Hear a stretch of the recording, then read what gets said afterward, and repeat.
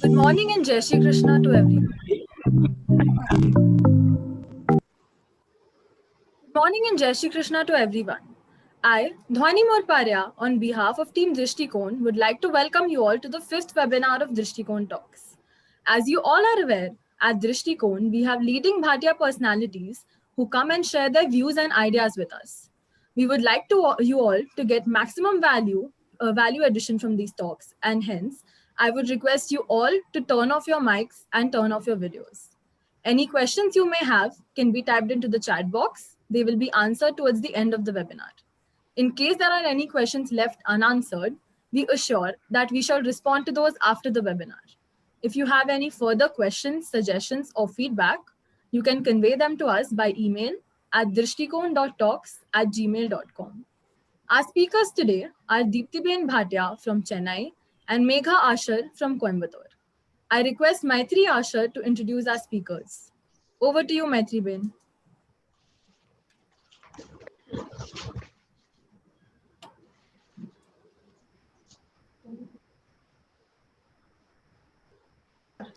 Maitri Ben, you're on mute.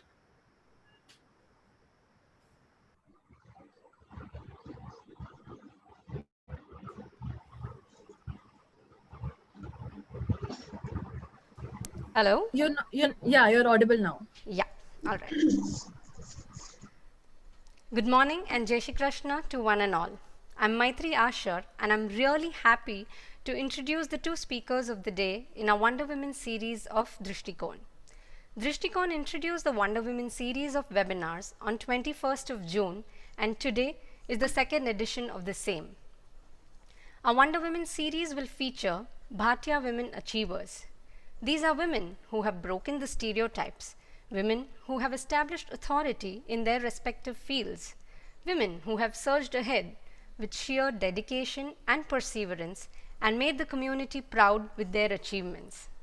Our Wonder Women for today are two very inspiring and dynamic ladies, Deepti Ben Bhatia from Chennai and Megha Asher from Coimbatore.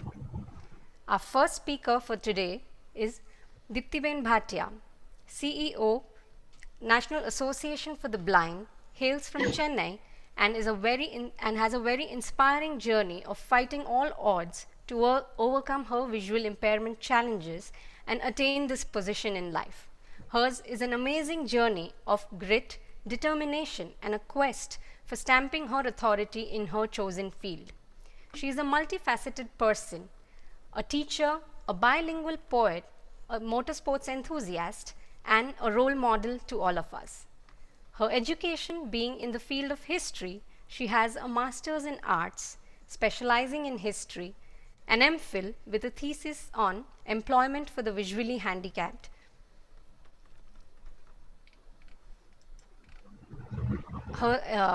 She has over 3 decades of rich professional experience. She started her career as a teacher in 1990 and went on to handling various positions in life in the field of education, career guidance, and inclusive education. Presently, Dipti Ben is the CEO of National Association for the Blind. Prior to this, she had held the prestigious position of Deputy Director at Vidyasagar for nearly a decade. At Vidyasagar, she was a coordinator for Inclusion Cell. She has also been a past president of Lions Club Sembium. Not only this, Deepti Ben has been a coordinator and member of various projects and committees, including poverty alleviation programs, rehabilitation of persons with disabilities, welfare activities, and many more.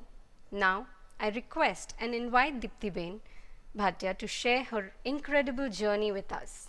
Over to you, Deepti Ben.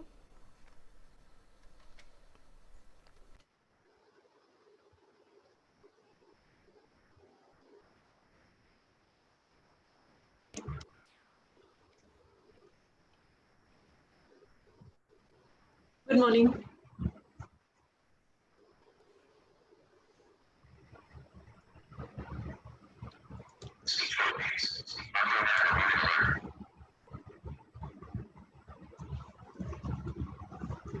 We are able to hear you now.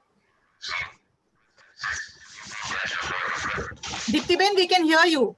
Okay. Good morning to all and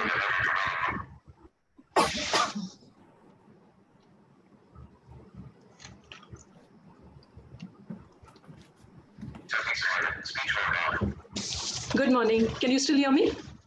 Yeah, we can hear you. Jai Shri Krishna to all, and first of all, a big thank you for inviting me for this event.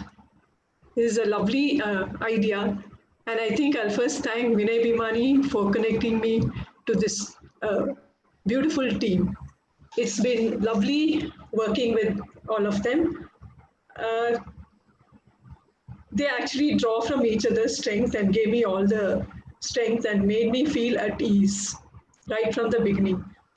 Especially Prashant, who really kind of motivated me to go ahead and work on Zoom. Technology was something that I am very anxious about while working on it.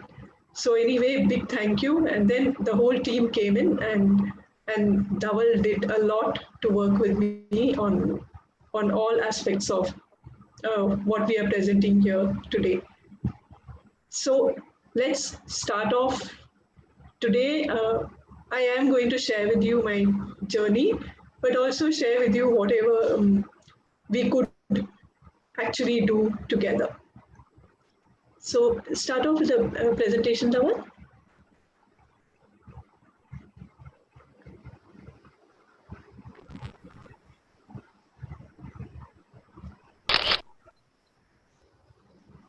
The title says towards independence. That is a journey towards independence.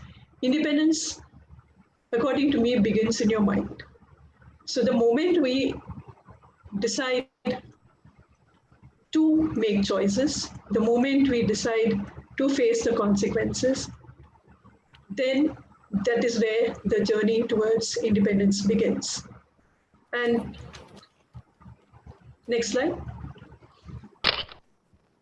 So this particular poem I've written after quite a period of time, a lot of experiences, and I think independence happens only when there is inclusion. It cannot happen otherwise. See, all of us are interdependent, all fine. But then persons with disabilities generally need to depend on someone just a little more for various things than the others. So it's up to the people with disabilities and people around them as to how much you will do yourself, who will you choose for help, and express yourself. So that is where independence begins. But that cannot happen unless there is inclusion all around you. Of course, the person persons with disabilities also have to work towards it. But then uh, attitudes matter. So that is where I think I was pretty fortunate to have good positive attitude all around me. Next slide. So my journey began with my grandparents when I was about 1 year old, my maternal grandparents.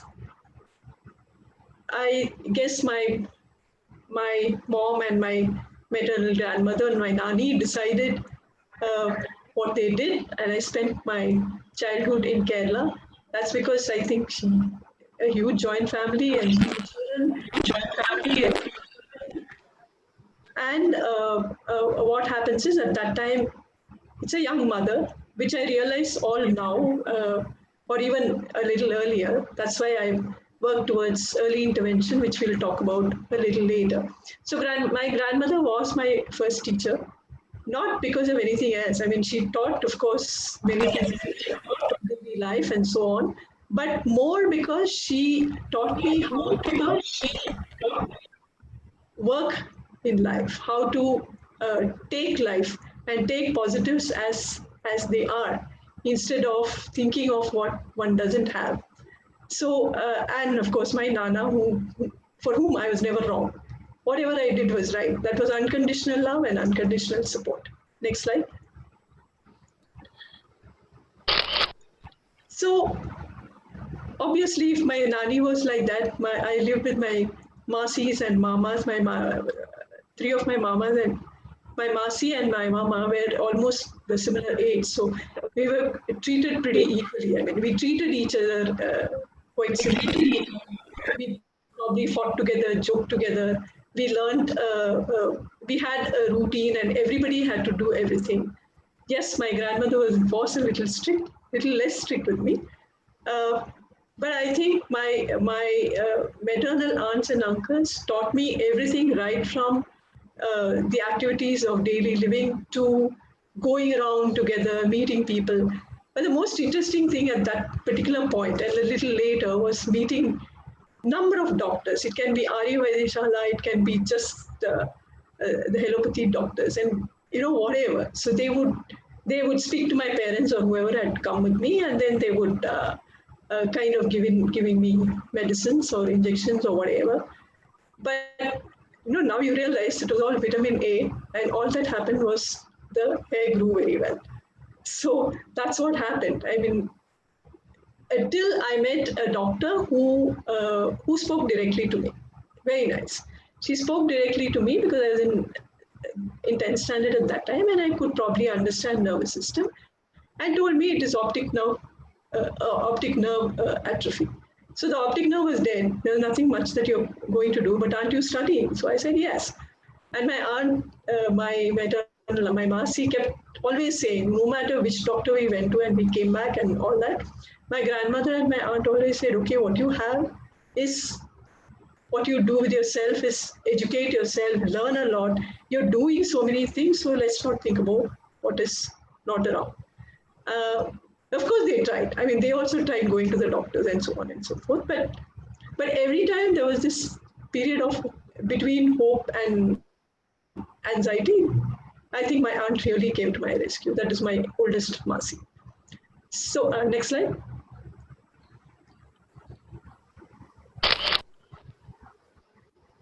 Like I said, my grandmother was very, very keen that I study. Yes, in Kerala, when I was with them, I went with my aunt to her school and her class and all that. But then my parents were looking for a school desperately also. So they found this blind school, fortunately, where I went in, and that was a regular curriculum. I was a little older than the rest, but it was a regular curriculum. And there was braille and there was handwork, and I hated clay, I know that, but I loved other things in handwork. And the other thing that I was very scared of was mobility. They would want me to walk around alone in open space. I mean, my maternal grandparents' place, it was all fine, but here it was crazy. They demanded that of me, and I was very, very frightened of it. And I think my sister came to my rescue quite often. So we practiced at home. We moved to a place where there was a garden. So we used to practice. I don't even know if she remembers, but I remember that so clearly. Because I think at that point she was my rescuer. Then when I went to my uncle, I used to go for holidays. It really worked because then the assurance was much greater. So mobility was scary, but the rest of it is regular syllabus, and I quite enjoyed maths and everything. The only thing is, any special school, there's total complete protection. So when you move into the open world, you particularly are a little lost for a while. Next slide. So then I moved into a mainstream school, Vidyodaya, which is a very popular school here. And the questions that they asked, I think today, I realized today that they're quite relevant for people who haven't met persons with disabilities. So the questions went on like, how will the teachers train? And I said, well, how will the teachers teach you? They're not trained. I said, they'll teach me like they teach anybody else history. That's fine. Or they said things like, how will the students interact with you? And how will you follow the curriculum? I said, we had regular curriculum. We'll give you exemption in Tamil. Then also, how will you follow? I said, I don't want exemption in Tamil. So these were the things that they had to ask. But my challenges and were quite different. So I told them, okay, we'll work it out for a month. If both teachers and I can't handle it, then I'll move out of the school. But then I continue because I think, next slide.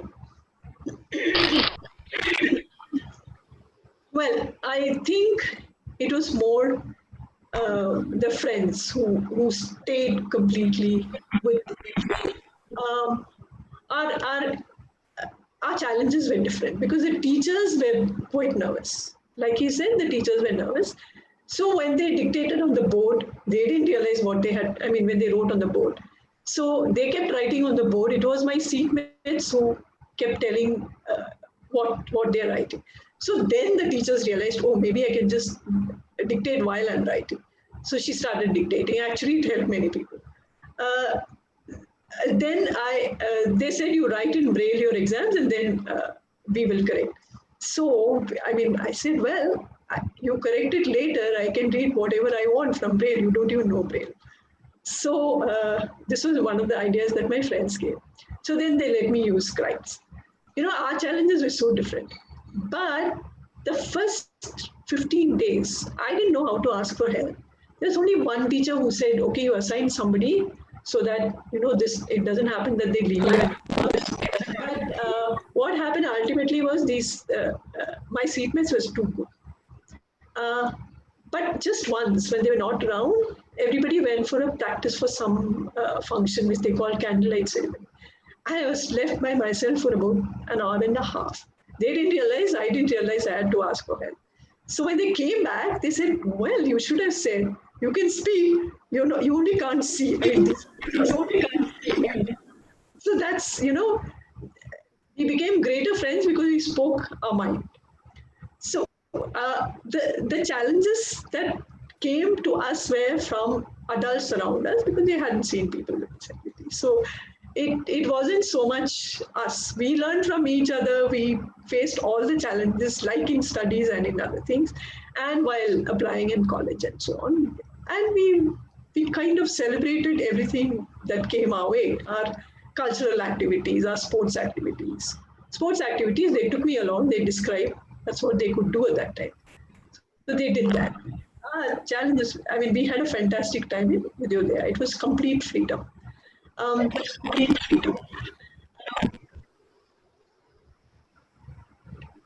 Yeah, you moved, Dhawan? Not yet, Dipti Ben. You want me to move to the next slide? Yeah. So when we moved we had to move into college, and all of us applied. So the things that came up at that point were Well, there was one person who said, visually impaired can sing very well, so go into music. I said, well, I don't want to do music. I mean, I could have done maths at that point, but they said, no, you can't do maths because there are too much of accounting and too many figures and so on and so forth. I said, okay, fine. Do psychology? No, you can't see facial expression. Don't do psychology. My friends were like, they don't know what you can do with the tone of their voices. So anyway, so finally, all of us anyway wanted to do history. So we all joined history in Raj College. And then they were all, I mean, some of them were, of course, getting married in college, and their families kind of said, well, she may not get married, so she'll feel bad if you invite her for the wedding. I mean, that was like too much. My friend said, who said? I mean, who ever told you she may not get married? Uh, People who are blind can do many things, is what they all. I think my friends were kind of advocates there. So they said things like that. You don't even know she's going for a cooking class. I must tell you one incident when I was going for the cooking class. This person is a husband and wife. The husband is blind, and the wife works as a lecturer in college. So we used to prepare before the cooking, just the gas stove and all. She would come, but before that, all the cutting and all that, he would instruct me and we would do. So when she came back from college, she said, "What? I mean, are you cutting a beetroot or an onion?" Actually, I cut my hand, and I didn't tell her. Actually, I cut my hand. So, but anyway, these things happen in the beginning. But people who are blind can cook. People who are blind can run families. Those were things that my friends actually told their family, and the circle became bigger. So finally, we did history, and thank God we did that, because we had a lot of time to do other things like culturals and work on things. Next slide. Next. Yeah. Okay, so this is the university rank, but it's not just me. I think my sister typed a lot of my braille notes. I had readers who used to write for me. Lecturer who kind of fought for me and got my MA seat and my MPhil seat. But when I was doing MPhil, the life was a little more tougher, because the finding materials, going to places, finding materials, and so on. Of course, my sister was always there, uh, and writing. So then my dad actually helped me out with one of his office staff. A fantastic lady she was. But today it may not be as difficult finding materials and typing and so on and so forth, because today technology helps you. You can scan, and there are these scan and read softwares which one can use. You can use the computer to type. So the visually impaired can, the life is much more easier, except that I did not learn mobility. Many people other than me have learned, but I made up in other ways for that. Next slide. So once I finished college, like everybody else, I started looking for employment. Questions asked were quite, okay, they are not ridiculous, but anyway. They asked, how will you commute? How will you supervise? How will you kind of correct the answers? I had answers for everything that they wanted to know. But there were very few people who asked you on your subject. And then those were two colleges where I went for demonstration, and I was on the waiting. In the meantime, I got this opportunity to volunteer at this place called Vidyasagar, where there was a boy who was writing his 10th standard. Brilliant boy. I mean, he came at the age of 14 into schools. He'd done a little early learning with his parents, but he finished up to 10th standard in just those 2.5 years or 3 years, 2.5 years. Yeah, at the most. So I started working here, and then when I got a job elsewhere, I said, well, this place is more interesting.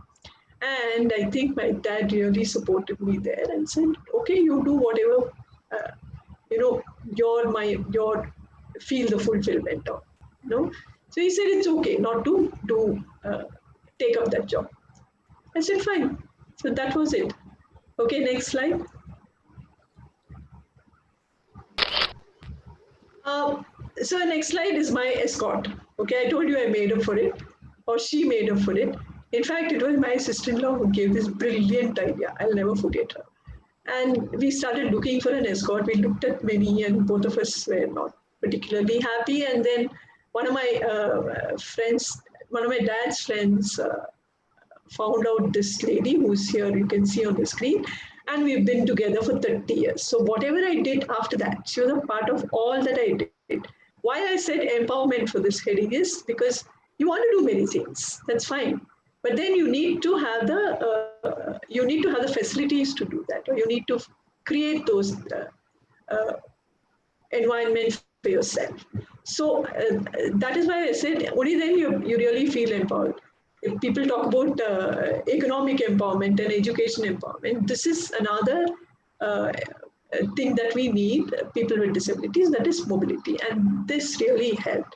So next slide. So we moved at Vidyasagar, like she's told you many things, that I was a teacher, I was a librarian, I worked with people with multiple disabilities. That's something that made things more interesting. It was not just blind. I worked with other disabilities. I was a teacher, and in your earlier slide, I would have said teachers were students also, because they taught me to do many things. Had this brilliant idea. We will record the answers for you because we don't want somebody else to read our answers. Or we when we move around, I used to follow their wheelchair. That means actually cross disability can actually work. Then I was a librarian, so we put things at their reach, and we made the catalogs that both of us can read, and so on and so forth. But what was challenging for all of us is this inclusion. Same questions, things had not changed. How will they study? How will they? But the challenges were many more because we had some of them had difficulties in speaking, so people had to understand, right? So. My first student, Rajiv, whom you saw earlier, he was a role model, and he kind of went into the mainstream school, and we trained the teachers and trained the kind of worked with the students and worked with him. So the students, like they helped me, also helped him more than the other systems. So this is what happened. And then I went into community-based rehabilitation. When I went into a women's group, when we were in college, the women's group actually said, no, we can't take people with disabilities. And I decided that someday I will make many women's groups, and the disabled will have to take the others into the women's groups. So we, in the community-based rehabilitation program, we had this livelihood program, and we made a number of women's groups, primarily people with disabilities, women with disabilities, and we worked around their livelihood and their general empowerment. Here it's okay, I got all the exposure, but in villages, in rural areas, this is really not there, both education and employment. Next slide. So the next slide talks about reasonable accommodation, which we spoke earlier. Describes the communication chart, that is the alphabet chart, which people who cannot speak use, and they point out and write the exams. So that's what happens. They need language exemption. But I'm just going to share some experiences with you where, the first time I went for a scribe, they said, yeah, we give scribes to the blind. And I said, I know that, but I need a scribe. Suppose you fracture your hand, you cannot write, right? It's very similar here. So he got very scared of fractured hand. Anyway, so we of course had to go up to the secretary level, and the secretary education set the ball rolling, and finally we could get as many exemptions depending on the students. Next slide. Yeah. So this is a part of our inclusion program where we had to train regular teachers, but in Muscat. So they had called Vidyasagar, and we trained the teachers there. Next slide. Okay, this talks about the award and all, but what I got from Vidyasagar is what I had. We had to work on advocacy, that's the rights of people with disabilities. So I did a little bit of law, which I wanted to do. Did a little bit of psychology and counseling, which I wanted to do. So I had fulfilled all my dreams working at Vidyasagar, and I'm still continuing to do these things. Next slide. So the next point is that it is a new venture because I decided now I need to work also with the blind. So association for the blind, which works in all these areas. Next slide. Okay, early intervention that I was talking about. Um, uh, it is important to work with the parents because young parents and they really don't expect this to happen to them and so on and so forth. But then when they find other parents and they find out what to do with their children, then things the children start blooming, and so do the parents. It's like what we do with the teachers. The teachers are trained, like when we worked in Sarva Shiksha Abhiyan, the teachers are trained. Before that, they didn't even want to look at the children. After some time, they wanted to know what to do with the kids. It's even more profound with the parents. They are so happy that their kids can do many things, and they are all together. It forms a group. Yeah. Next slide. Next. Inclusive education, what we were doing earlier, there we are doing here, but we have a resource room. So the kids get all the mobility and braille and all that the people with visual impairment need to have, but they also get the benefit of a mainstream school. And the teachers are there to kind of consult each other. My role over there is actually training the teachers and the parents. Yeah, next slide. Next. This is the summer camp. Okay, this period of life is little delicate because kids who move from special school into mainstream schools or mainstream life, I knew what they need. So we started these summer camps where what happens is we give them career guidance, we give them exposure to various aspects of life and so on. So started by another organization, NAB was supporting it. I think we kind of partner pretty actively with each other. Next. My family, my strength. Okay, it is my strength. I mean, when I moved from my maternal grandparents' place, I think my brother used all his magic to bring me back. That's my elder brother. And after that, it took a while to adjust, but I think we were quite happy together, and we did similar things that all children, also all siblings do, and we had a lot. We had a lot of fun. Some incidents in the childhood when the lights went off, all of us were studying. I was reading Braille when the lights switched off. I mean, everybody closed their books, and so did I. I mean, that was a kind of experience we had. And then when Dad said, "Okay, stay where you are. I'll get you the candle and all that," I said, "No, you stay where you are, and I'll get you the candle or the torch." So things like that happened. But as we grew, and everybody, I mean, when they were they had to get married and all that, we little bit of nervousness because wondering how the spouse will be and so on. But I think I'm pretty fortunate. Everybody, my brother-in-laws, my sister-in-laws, I think we are great friends. And as the family grew, my strength grew. And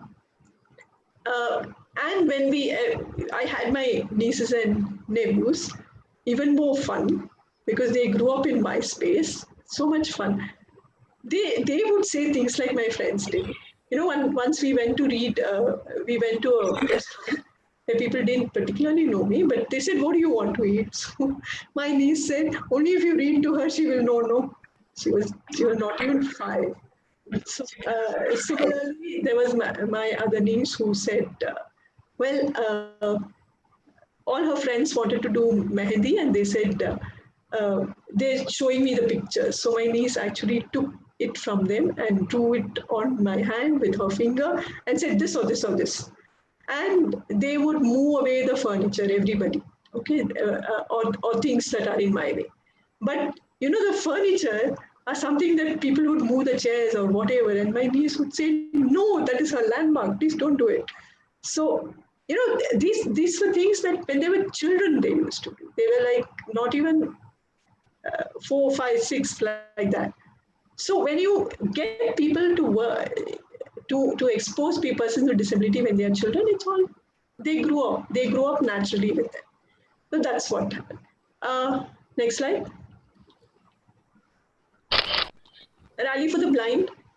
Um, my whole family is interested in sports, and there was this rally that was started in Mumbai, where the navigator has a route in Braille, and we read it to the person who is driving. There is speed and time that is involved, and therefore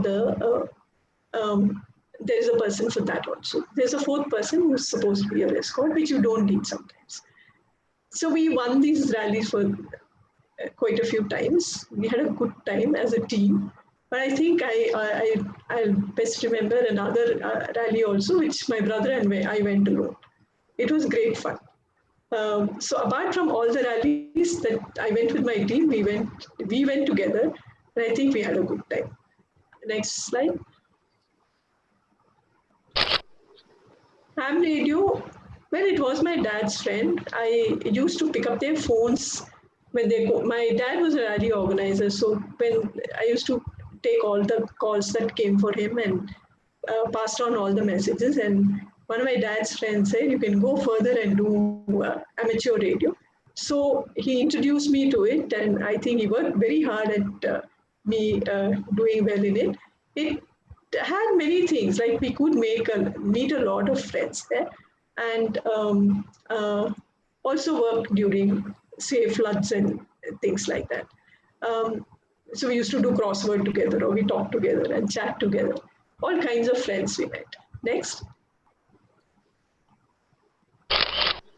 Lions Club. Again, Dad was a Lions Club member, and I used to go for all the meetings. So finally, they made me a member. And then once when they asked me the president, I said that's fine, because all people are people I know. So it was all very well. And I think they worked with me very hard to make it a successful year. So Lions Club was good fun. We did many things together as service. So it was a very good period of time. So the thing is, we get to do things if we have opportunity.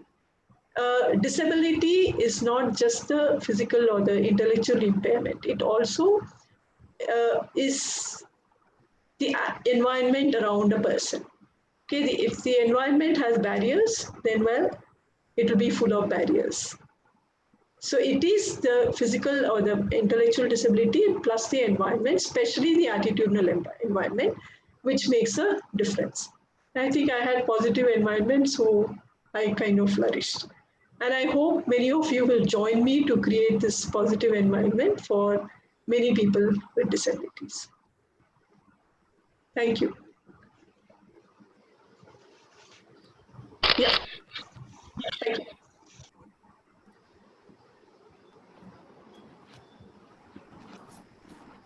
Deepti Ben, you radiate such inspiration that after this session, I have come to believe that watching someone in their own space is witnessing them in absolute glory.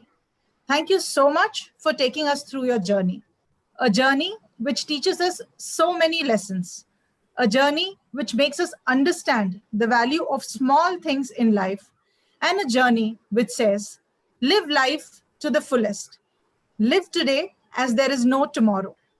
As Helen Keller has said, life is a succession of lessons which must be learned to be understood.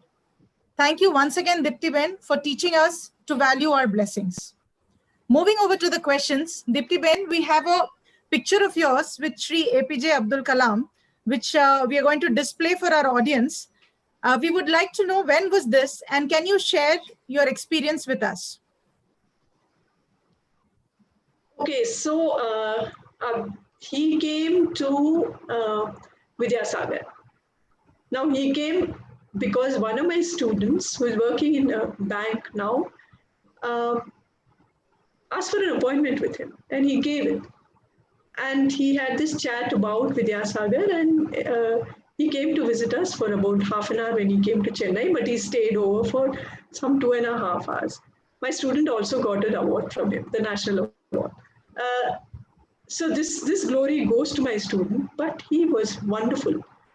He spoke to each person the way they would speak to him, in the sense he used the communication chart and he spoke to him. To all the students. He spent all the time that he could in Vidyasagar. He's a wonderful person, basically. Wonderful, really, really nice, really nice. We have a question from Ramesh Bhai Ved.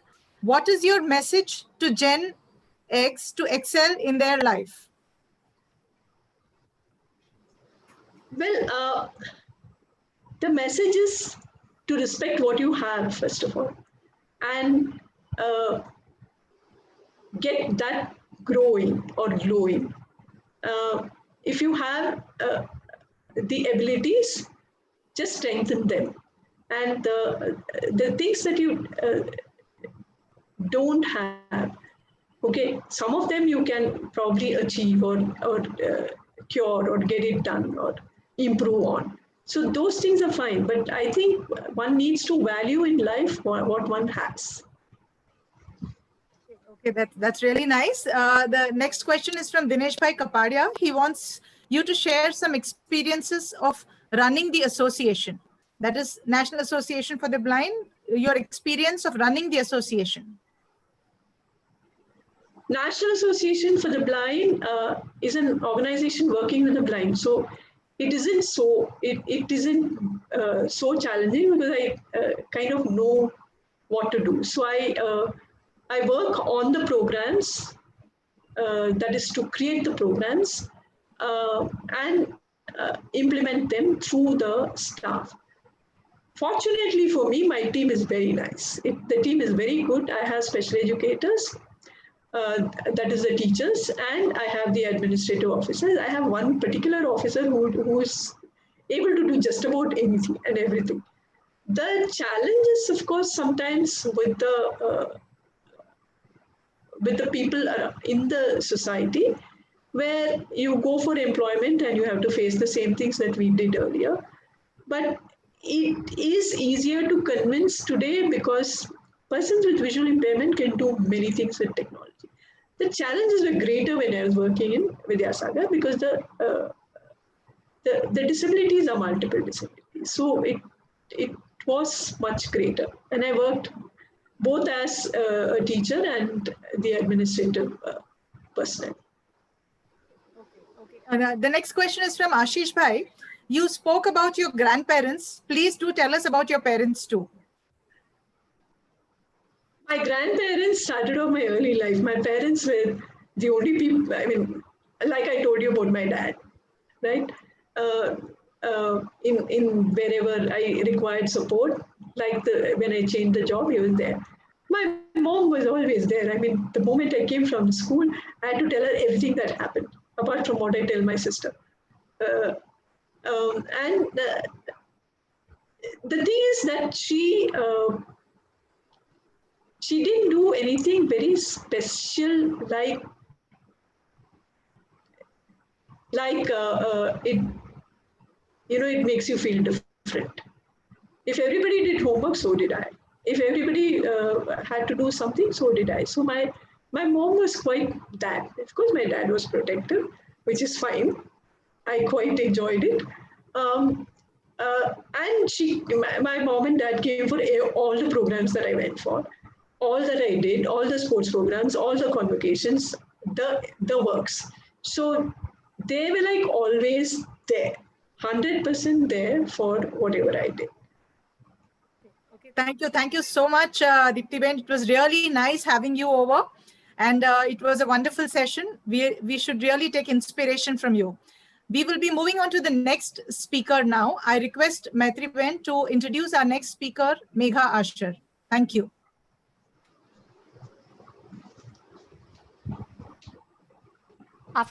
After listening to an awe-inspiring journey of Dipti Ben Bhatia, we have yet another impressive and remarkable tale of a Wonder Woman who dons various hats, that of an apparel designer, an entrepreneur, and to top it all, a mother.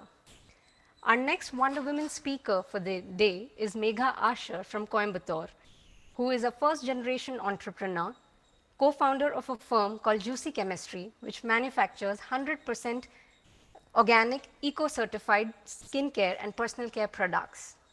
After completing her education in criminology and criminal justice and masters in journalism and mass communication from Griffith University, Megha Asher has worked with reputed print media houses such as Times of India.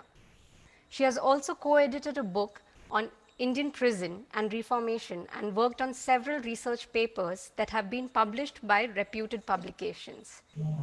Prior to Juicy Chemistry, she was running her very own clothing label that got popular in a very short span of time, and I can totally vouch for her creativity. As someone who has herself witnessed troubled skin, she advocates for the healing power of organically grown and naturally occurring ingredients. Juicy Chemistry has recently celebrated their success of 1 lakh followers on Instagram, and today they have their presence in over 30 countries. Please welcome Megha Asher to share her journey from a journalist to an entrepreneur with us. Over to you, Megha.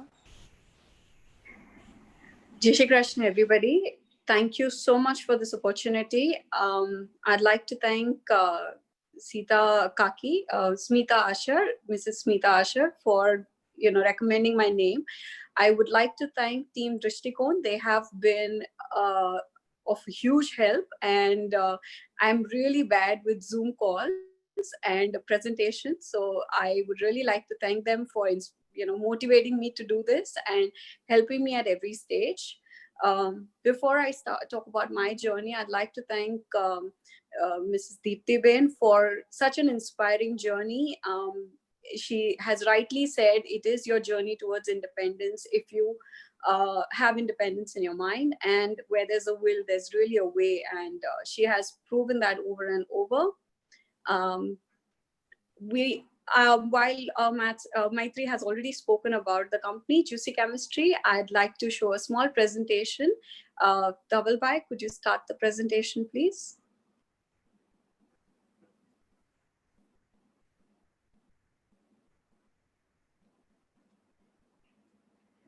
So skincare the organic way, why we call it the organic way is, I suffered through extremely troubled skin because of hormonal disorder, which is very common at this point in time. And it got us to a point where the question kept coming through: how long can you be on treatment? How long can you really depend on doctors to cure skincare trouble or hair care trouble?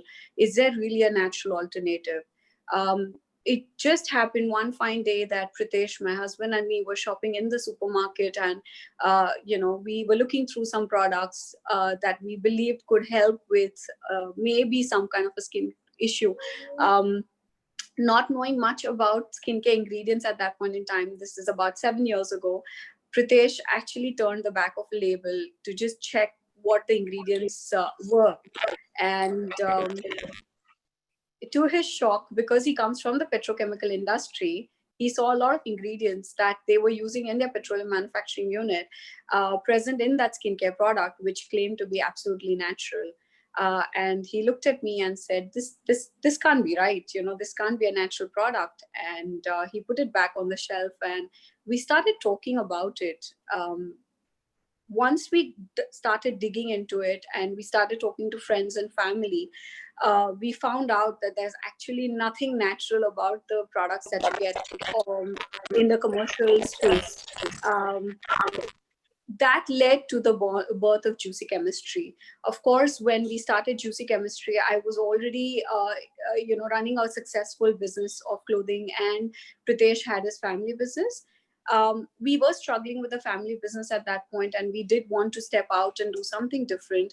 So without any knowledge in this industry, without any knowledge about what skincare actually means, we started our study online, and it took us a good 1.5 years of research before we started with our first product. And I will talk more about that as we go on towards the slides. That's how Juicy Chemistry started. It was just born with a dream to launch something into the market that was actually organic, that was actually what it claimed, and not just a fancy name that did not have any natural ingredients. Next slide, please. So at Juicy Chemistry, we believe that skincare needs to be for body, mind, and wellness. It has to be a holistic experience. As important as topical products are on your skin, your nutrition and your wellness is extremely important. There are unconventional beauty standards that have been set up, but nothing works until and unless you follow a regime, you follow maintenance, and it has to be consistently done over the years. When you say this is going to give you miraculous results, and the customer doesn't really see that, it disappoints them, and they are always on a lookout for looking for more products which may or may not do more good. Next slide, please. Juicy Chemistry was founded by Pritesh and me. Pritesh and I have been together for the last 20 years. We met in high school. I'm from Bombay, and Pritesh is from Coimbatore. And we met at Chinmaya International Residential School, where I came to do my international baccalaureate. So that's where we both met. And together we went to Australia for our higher studies. So we've been together. We've been best of friends before we got married about 11 years ago.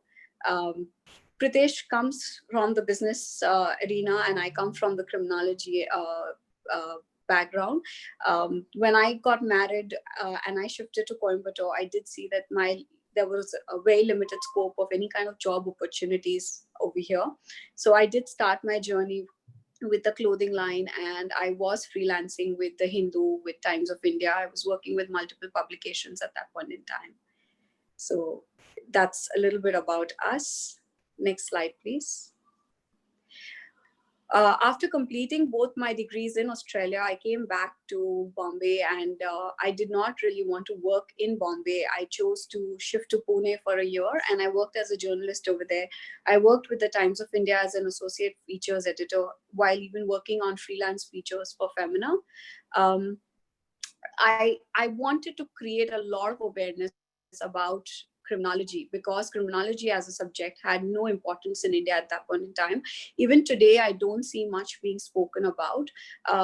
What I wanted to try to do through journalism, while my main passion always stayed towards criminology, what I wanted to do through journalism was to create awareness, try to write articles that would help. It was articles that gave me the freedom to express my concerns that were around in the society. Simple thing like, you see dance programs, and you see children as young as 4 or 5, gyrating to songs that they actually don't even understand, talking about how that is opening up an audience that is inviting your child towards online victimization. My research was in cybercrime and in stalking specifically, and so I wanted to create a lot of awareness about it, because in India, stalking has always been glorified through movies. The whole idea was how to create that awareness. Not many people knew about it, and through these articles, I kept talking about situational crime prevention, the importance of cultivating habits from an early on to ensure that you are aware of what can actually go wrong. Next slide, please.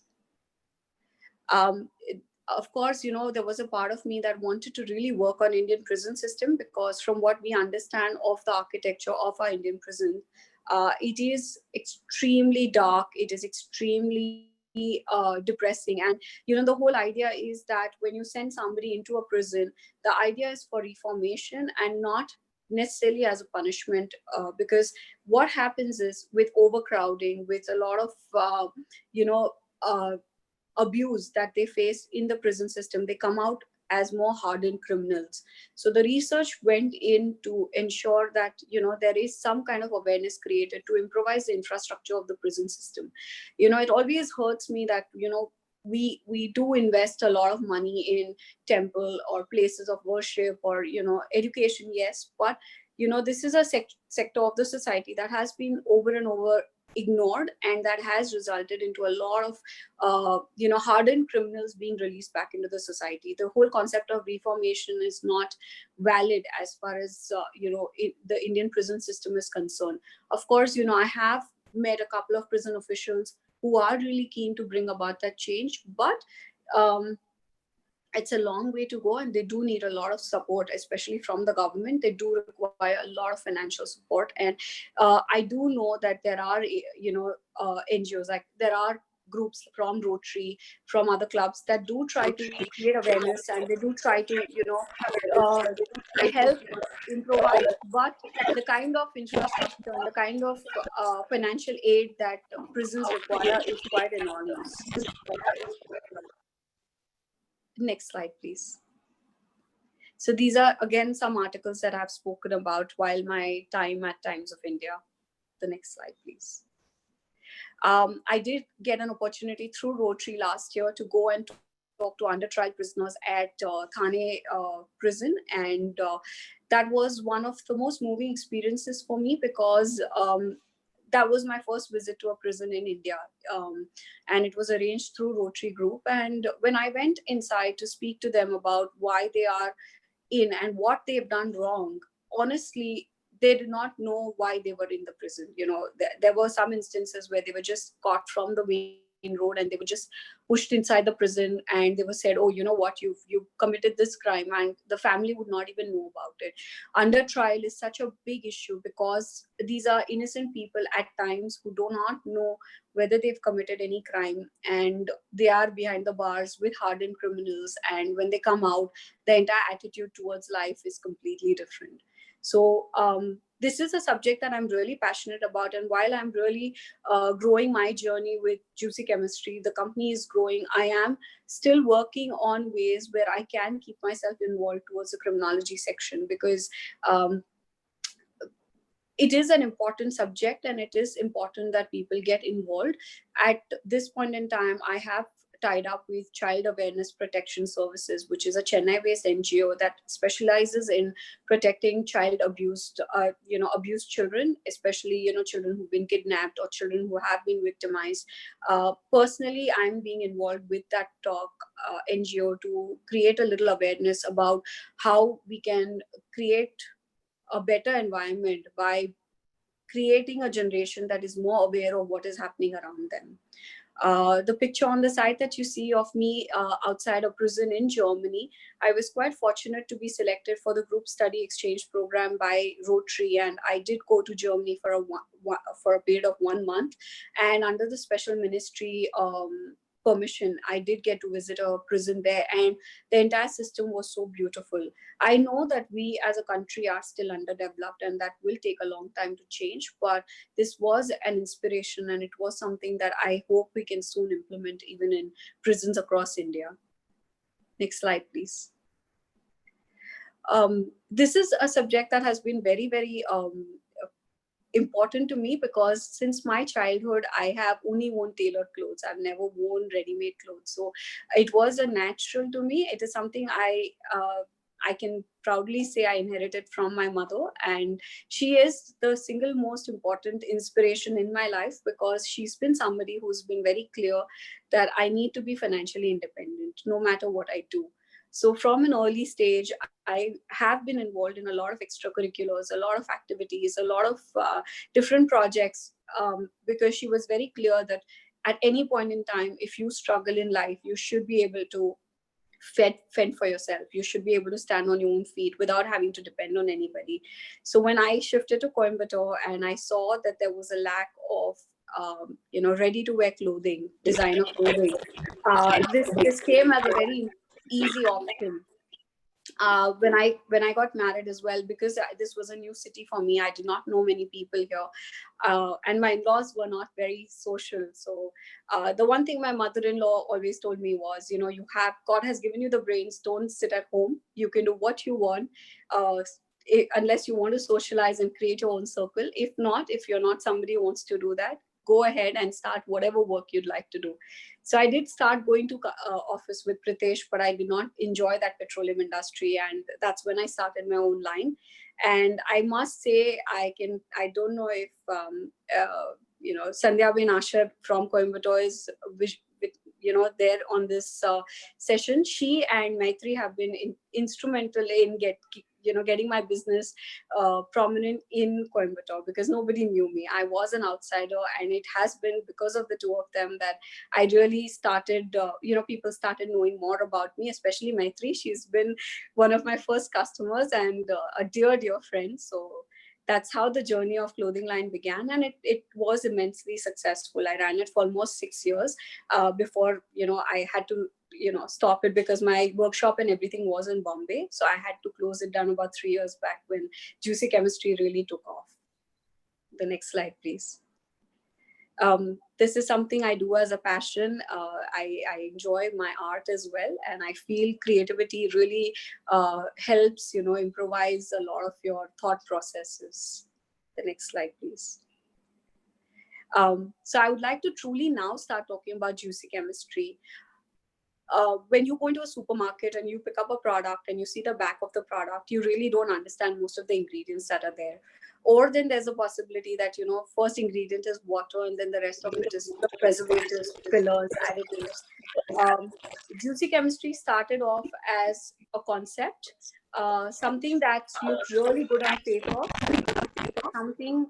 something that you can call Ayurveda in its true sense, because Ayurveda did not know protein glycol. Ayurveda did not know preservatives, parabens, sulfates.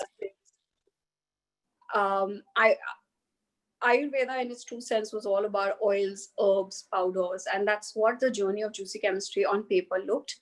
The idea was, would it be sustainable? Would it have a scalable journey? Would it be possible to grow it beyond a particular limit? Because when we started with just a dream, with 5,000 rupees in our pocket and a 10 by 10 kitchen, because we did not have the place, we did not have any resources to do this. Like I mentioned, at that point, our family business was not doing well, and we had to close down that business. So it was really getting into tricky water, starting something new. But we started as a product, and today we are a brand. We started with a product at a time. It took us a year before we had our own website. We were only doing business on WhatsApp and Facebook before we got all the licenses, all the registration, everything. So that's how the journey of Juicy Chemistry began. And today I'm very happy to say Juicy Chemistry is India's first and only complete range of products that are certified organic by EcoCert France. There are a lot of loopholes when it comes to certifications as well, but at Juicy Chemistry, we've stayed true to the core, where we have really not used any preservatives, any fillers, any synthetics, any natural ingredients that are processed in a lab. Everything is derived from the farms. It's grown in its habitat, and it's then used into the product. The next slide, please. We strongly believe that, going chemical free is not a matter of choice. It is a way of life, for the simple reason that it's like Pritesh says, exercise. It's not something you'll do for a month, you'll see some results and you'll stop it. Anything to give you results over a period of time, you need to use this consistently. And for how long can you depend on that product, whether it's actually causing more harm in the long run or not? Those are all very decisive factors. So for us at Juicy Chemistry, it was very clear that we had to create products that had no collateral damage, that were actually efficacy driven. Because I can tell you this is organic, I can tell you I'm using a rice flour in my scrub. Is it efficacy oriented? Because if you do not see results, you are going to shift on to another brand. So the whole idea was, while we wanted to stay true to the concept, we had to ensure that the product was organic. So that was the core value, and that's how we created an entire line of 100 products, because it wasn't just about giving a soap or a scrub. The idea was, if you wanted head to toe solutions and you really wanted to make that lifestyle change, you would need to invest in products that are completely true to that concept.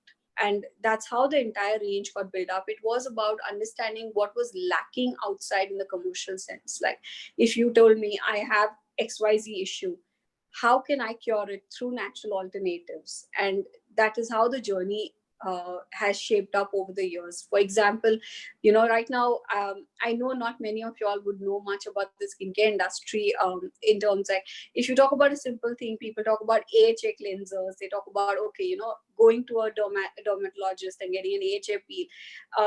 AHA comes from sugarcane. It's originated from sugarcane. So when we have to use it in our product, we use fresh sugarcane juice, and we make it in a form where it doesn't require preservatives. So the whole idea is about formulation techniques, and Pritesh has nailed it because of his petroleum, because of the industry that he comes from. He actually has idea on how to do the manufacturing processes. So that really helped. And for me, what helped with getting the ingredients, sourcing, working with the farmers was my background in criminology and journalism, because research is so important. And, everything has to be backed by science. You cannot just make something and say, what, this is how it is. So that's how the educational journey helped me build today where I am. The next slide, please. So our products are true to itself. We talk a lot about it on our social media. We explain, we educate the consumers, because there's very less education around ingredients, around what goes into making a product. There are so many fillers. I mean, give you a simple example. When I started researching about juicy chemistry, I was in the market, and somebody, I went to one of the shops, and they said, here, 1 kilo base, just melt it and pour it, and you can call it handmade soap. It's only when we started understanding how a true soap is made without any of these ingredients, is when we understood the kind of misinformation that is there in the market. So through our it's a constant endeavor to explain to our consumers what they are buying, why they are buying, and what they are actually going to get out of it. So through our Instagram, through our social media posts, we talk about all these educational details. The next slide, please. So this sums up what we did at Juicy Chemistry. It really started with an idea. I mean, I can proudly say that, somebody who's been dependent on treatments for a very, very long period of time, to finally get rid of that for the last 6 years, not really visit any doctors, do whatever it takes to keep a simplified regime, has helped. And that has helped a lot of our consumers, because they start having faith that you can take care of your skin without depending on a lot of other factors. We started sourcing ingredients. So the idea of Juicy Chemistry and why it became a unique concept was, we source the ingredient from its source. It's a simple concept. We talk about olive oil in our cooking. Olives come only from Spain. There is no project in India that has really gone successful in India. They tried growing olives in Rajasthan, but it did not work. It did not work, and it became a very expensive breed. So why it grows in Spain or in that region is because the climatic conditions are suitable best to grow that particular crop. Like we have coffee and tea in Darjeeling, or in the hills of Ooty. Why that is so important, and that is what we study at Juicy Chemistry. We understand the nutritional value of each ingredient and how we can incorporate that and give the highest benefits by using the ingredient in its pure form. So then the ingredient formulation begins. There's the heat is monitored, the freshness of the ingredient is controlled. Like a simple example, I was a child. When I was a child, I actually burnt my face with an iron box. And, the first thing my mom did is she shredded potato and she applied that on my skin.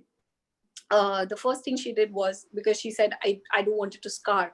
And you will not believe it, I was not left with a single scar after using the potato skin. These things actually work if you have faith and if you are consistent with the processes. So we when somebody asks me, do you have any soap for scar reduction or tan removal, we've actually made a soap with fresh potato juice and tomato juice because of its nutritional benefits. So we source them, we work with organic farms, we source them directly from these farms, and then we use it in our formulation, which makes Juicy Chemistry a very unique product in the market, because nobody takes that effort.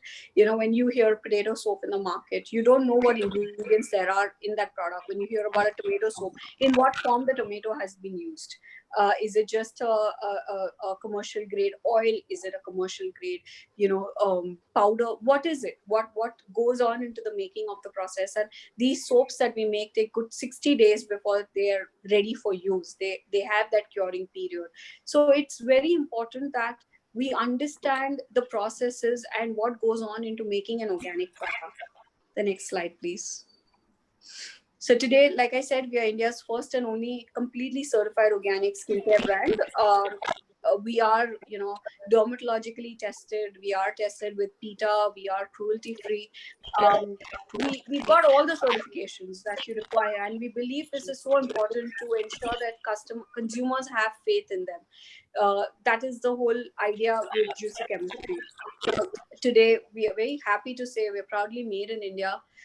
We do ship across the world, and we are now present in Australia, Singapore, France, Slovakia, and we're soon launching in US. So the market is only growing now for us. This journey that we started with absolutely nothing in our pockets. Today, we are very happy to say that we are funded, and we are funded by somebody who's had full faith in the company, and the people. We've been funded by Mr. Amit Nanavati of Raj Petro Group, and he is a wellness enthusiast. He loves, everything to do with wellness, and he understood the concept. While we were approached by all the top VCs in the market at this point in time, and this has been going on since the last 2 years, everybody had that standard request that, can you shift from organic to natural, because it becomes easier, the distribution becomes easier. If you add a little bit of preservatives, we can have a larger shelf space. He was the only one who had no conditions, nothing. He said, I believe in what you all have done. I believe in the company. And that has really given the company a big boost. He joined the company last year, and today we are now only thinking of making sure we reach in different parts of the world as quickly as possible, including India. We hope that we can, while we're already shipping across India and most of our business is online, we are hoping that we can really spread the message of simplified skincare across across all sections. So yeah, last slide, please.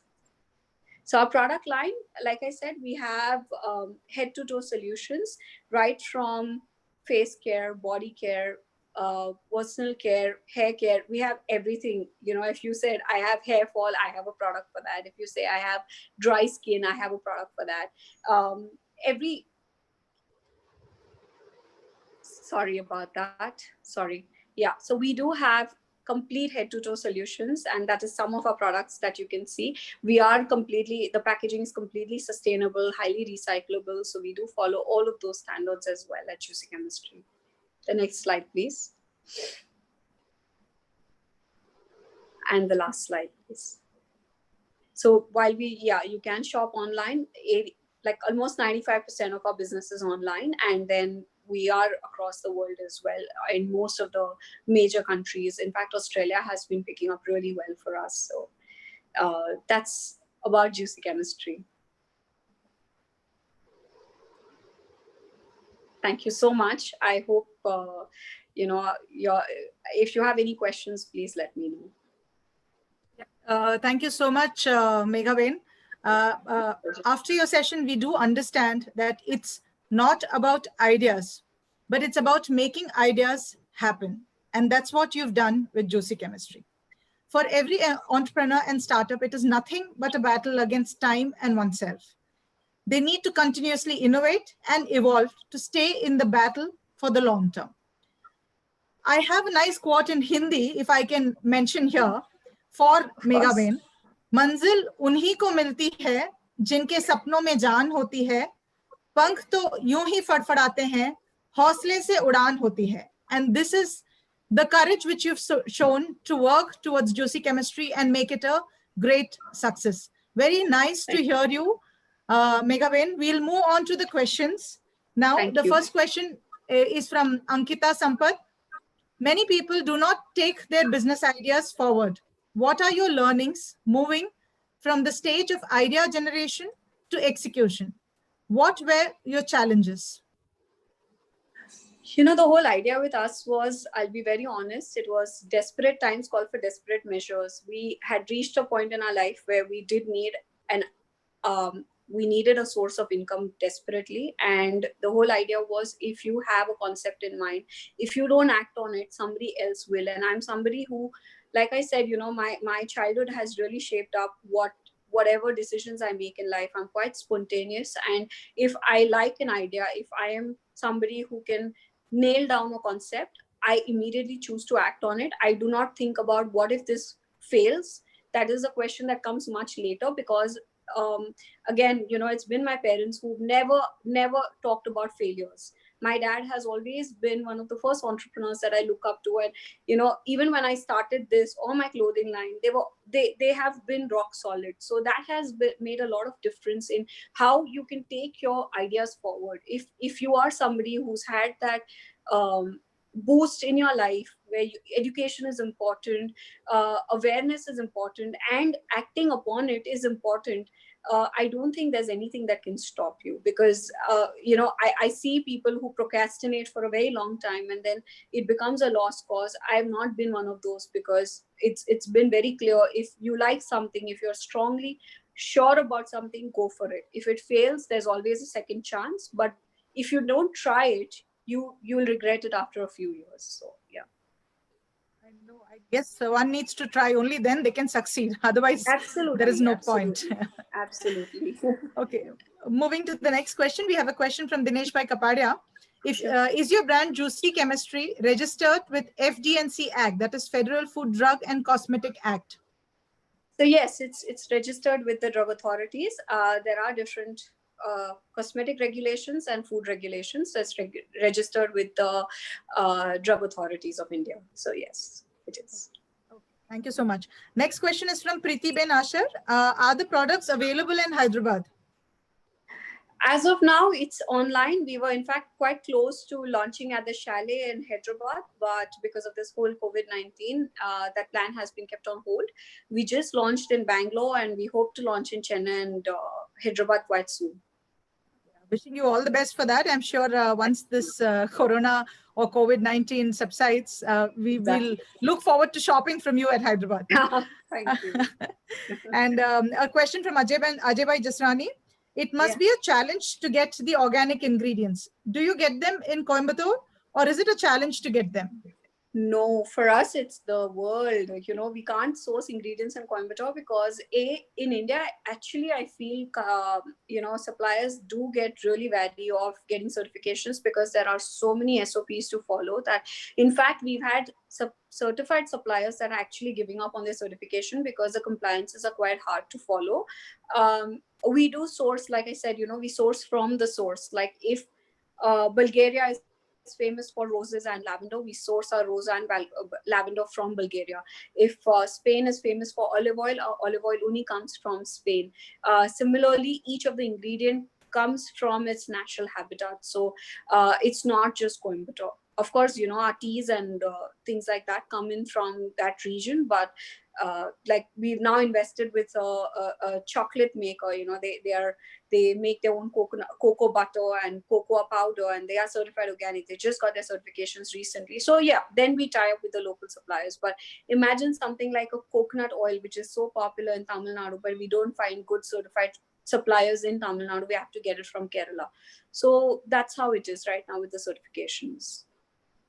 With the local farmers, do you have something like contract farming? Do you have arrangements of contract farming with some farmers? We do yearly contracts with all our farmers. In fact, we work with a farm in Mysore off the highway, and we grow all our vegetables and everything with them because they have the certifications.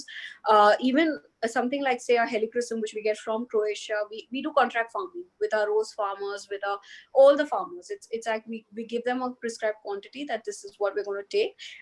What started off as 5 kgs or 10 kgs at a time today is 1 ton. So it's growing, and that's the beauty of the journey, that even the farmers and their families are growing along with you. So these are very small farmers who invested that time and energy to get a farm certified, because to ensure your farm is certified, you have to keep it barren for at least 3 years to ensure that there are no fertilizers, no chemical pesticides, nothing in the soil. So when we say organic, it's from the grassroots level. It's not just that my ingredient is certified organic. A lot of brands say made with certified organic ingredients.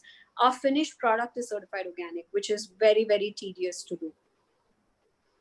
Okay. That's nice. That's nice. We have a question from Ramesh Bhai Ved. Who are your competitors, and how do you tackle the competition? Competitors, to be very honest and not sounding in any wrong manner, what Juicy Chemistry is doing, there's not a single brand out there that is certified organic, but we have the natural space, which is overcrowded right now, and there's a lot of misinformation. So I'll tell you a very simple example. Most people now are shifting to, say, sulfate free and paraben free shampoos, right? So even a brand like L'Oreal says, okay, the shampoo is sulfate free and paraben free, but at Juicy Chemistry we don't even use synthetic surfactants or any of those things. So that becomes a very big question mark.